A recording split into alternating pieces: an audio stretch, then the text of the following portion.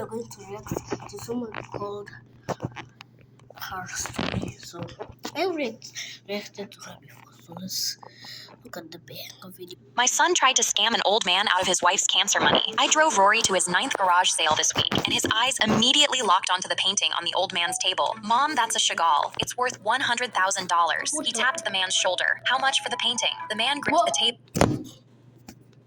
You must be joking, right?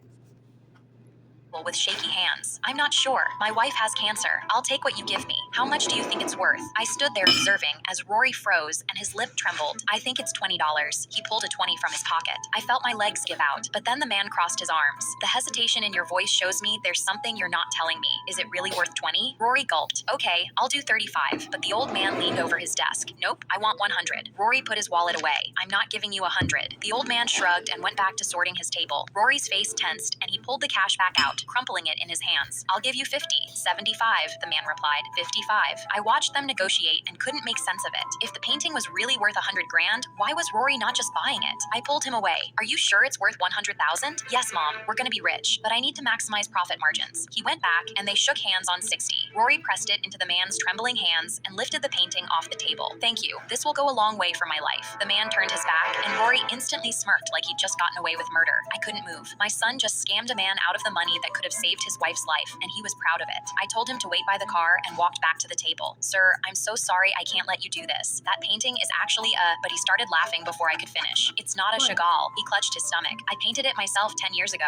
My wife made me hang it in the living room, and I've hated it every day since. He folded the $60 into his shirt pocket and patted it. Can't believe someone finally paid me for it. I looked back at the car. Rory had the painting propped up in the passenger seat, grinning at it like it was already cash in his hands. My son tried to scam an old man out of his wife's cancer money. I drove. A woman stormed into the cafe, pointed across the room at me, and screamed that I only wore my yoga pants to get her husband's attention. I had no clue who she was. She flung her arm toward the corner, where a man sat grinning and waving at me like he knew me. I was sure I'd seen him somewhere, but with every table going quiet and phones already lifting, I couldn't think straight. We just came from Pilates, I said, setting my coffee down. I think you've got the wrong idea. She let out a sharp laugh and stepped closer. Don't play innocent. Everyone in here can see exactly what you're doing. The man in the corner was on his feet now, one hand raised to his wife to get her to stop, mouthing something to me I couldn't understand. She crossed the floor, reached out, and pinched the side of my thigh. Are these even real, or did you just buy the body for more attention? My jaw tightened and I pulled back, and she spun to the room and pointed at me. Film this. This is what a homewrecker looks like. One of the girls shot up out of her chair and stepped between us. Don't touch her. We're leaving now. She grabbed my arm and pulled me toward the door. I glanced back at him one last time to see if I'd remember how I knew him. Then it clicked. I stopped, turned to the wife, and said, your husband takes my Pilates class. I'm the instructor. That's why he's waving at me. He's not freaking flirting. Her mouth opened and her arm sank to her side. But he doesn't do Pilates. I told him he wasn't allowed. The man finally reached us, out of breath, and put a hand on her arm. I still go every Thursday. And no, Patricia, it's not to look at the women like you think. Some of us just want to exercise. I picked up my coffee and turned to him. Same time Thursday? He nodded, and I walked out with the girls, leaving her standing alone in the middle of the cafe, every phone still pointed at her.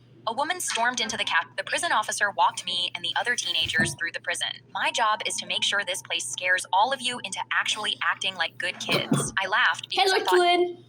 Hello. nothing could change me, and that's when the officer pulled me aside and read my file. Says here you've been busy. You got caught stealing from your own mother's Oh, never mind. purse 3 times. Caught trying to walk out of a pharmacy with a bottle of pills. 2 suspensions for fighting. Ha ha ha. I'm never changing because I don't have to. I'm hot, which means in the worst case scenario, I find a boyfriend, move in with him, and we live happily ever after. At the time, I believed every word I said was true. He walked me down a row of cells, and women pounded the bars and screamed until my ears rang. All the other teens were crying with fear, but I just laughed. Is this supposed to be scary? Suddenly, a food tray came hauling towards me. Fresh meat. You'll all be back. Every one of you. I giggled. One can only hope. Then the officer stopped me at the last cell. The woman inside looked like an older version of me, and I waved. Hey, twin, she responded quietly. I read about what you did in your file. I went in for a high five. Oh, cool. What did you think? She sighed. You know, I stole from my mom too. I thought I was smarter than everybody. I thought I'd always land on my feet. She looked down at her hands. But then everyone got sick of my shit, and I ended up homeless. I went down the wrong path, and I've been here for 9 years. I felt my heart break for the first time since I got into the prison. Well, when you were homeless, why didn't you just find a guy and move in with him? I asked. Then you'd never end up here. She finally looked up at me and laughed, but it sounded like broken glass. My boyfriend was was the one that brought me in here. I didn't have anything to say back, and she kept going. I wanted my happily ever after so badly that I stopped calling my mom back. She passed 3 years in. I never got to tell her I was sorry for not being a better daughter. That night, my mom picked me up. I stayed quiet the whole way home. I'm getting a job, I told her. I'll pay back every dollar I took. She started crying. I don't care about the money. I'm just happy to have my daughter back. The prison officer walked me and the other teenagers through the prison. My job is to make sure this place scares all of you into actually acting. If this volcano doesn't erupt right now, that's an F for the semester. My science teacher pointed at me from the front of the room. The whole class was watching me set up at the front. I had wires taped under the table and a trigger button in my hand. I looked him dead in the eye. And what if it works? He smiled slowly, and I knew he was doubting me. Then you get your A. I pressed the trigger and held my breath, and after a few seconds, nothing happened. The cone just sat there. I pressed it again, and still nothing. My teacher started laughing and clapped his hands together. All right, everyone, let's learn a real lesson today. This is what happens when you leave things to the last minute. He walked over to his desk and pulled out the grade book, flipping to my page in front of everyone. Effort, D, execution. F, final grade for the semester. F, you're going to summer school. I warned you about your attitude all year. I warned you about your work ethic. Now you get to go home and explain this one to your parents. He started walking back toward me, still grinning with pride. Suddenly, the cone hissed. He looked down at it and froze. Red foam exploded straight up out of the top and hit him right in the chest. It ran down his shirt, his tie, and his pants, while the whole class lost it. That's when I noticed the principal standing in the doorway with her clipboard. She'd been watching the whole time. That looked like an eruption to me. I'd call that an A for the semester. He was cursing under his breath because he didn't want to give me the A, but it didn't matter what he wanted anymore. He was forced to cross out the F and replace it with an A. Turns out when he slammed that grade book down, the vibration knocked my loose wire right back into place. If this volcano doesn't erupt right now, that's an F for the semester. My science teacher pointed at me. A Silent Hill nurse saved a man's life at my block party last Halloween, and Chappelle Roan helped. I had spent 3 weeks building a Silent Hill nurse costume from scratch. A white dress soaked in fake blood from top to bottom, black contacts that made my eyes look totally empty, and a fake bone saw zip-tied to my leg. I showed up to the Halloween block party, and there were 50 people in the street dressed as pirates and hot dogs. I had the best costume by far, which felt great right up until the neighbor 2 houses down got dropped headfirst off a keg stand and hit the ground. He was knocked out and wasn't getting up anytime soon. Someone screamed, "Is anyone a nurse?" And the crowd looked around the street until everyone landed on me. I tried to say I wasn't a nurse, but nobody listened because I looked the most like one, and the costume had already decided it for everyone. So 3 people pushed me toward his body, while the fake saw bounced off my legs with every step. I tried to hand him off to someone, anyone, but nobody moved, and the whole street kept watching me like the bloody dress and the empty black eyes made me the one in charge. I remembered the one thing I knew: pump the chest. I had seen a YouTube video once that said you can pump the chest to the beat of a Chappelle Roan song, and I cannot tell you why that was the thing my brain decided to keep, but I got down on my knees on the ground in a torn, bloody dress and started pumping his chest while Pink Pony Club played on a loop in my head, and 50 people watched a Silent Hill nurse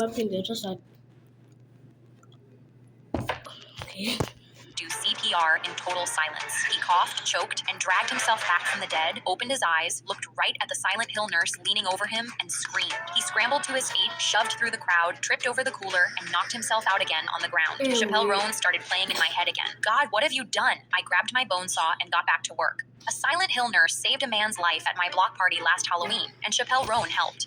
A man in a mask walked into our library, took one look at 12 of us knitting in the corner, and figured he'd found the easiest targets in the city. He pulled out a knife and stepped into our circle. Put your purses on the floor right now. Nobody moved or looked up. The woman in front of him kept her needles going without missing a stitch. Honey, I've seen scarier things than you before my morning coffee. He raised the knife higher, and the woman next to her laughed. You might want to think very carefully about what you do next. I set my knitting down and picked up my phone. He ran over and snatched it out of my hand. Nobody is calling anybody. I pulled a second phone out of my cardigan pocket and started dialing. I was a Marine. I'm always prepared. He grabbed that one too, and I let out an annoyed sigh. Margaret, do you have your phone? Margaret was already dialing. He spun toward her, and she held up one finger without looking up. I spent 22 years in the Army. Don't try me, boy. He turned back to us and raised his voice. I am serious. I will use this knife. Another woman put her needles down. Son, we have all been threatened by way worse than a child in a mask. You've stolen 2 phones from a Marine, threatened a soldier, and interrupted my best row of the afternoon. She picked her needles back up. Leave now while you still can. But then he made the mistake of stepping toward the woman on the phone, and I came out of my chair and slammed him to the floor before he could finish the step. I held 2 knitting needles against his throat. This is what you get for interrupting our knitting. The rest of the circle went back to knitting, and by the time the police got there, he was tied to a chair with yarn.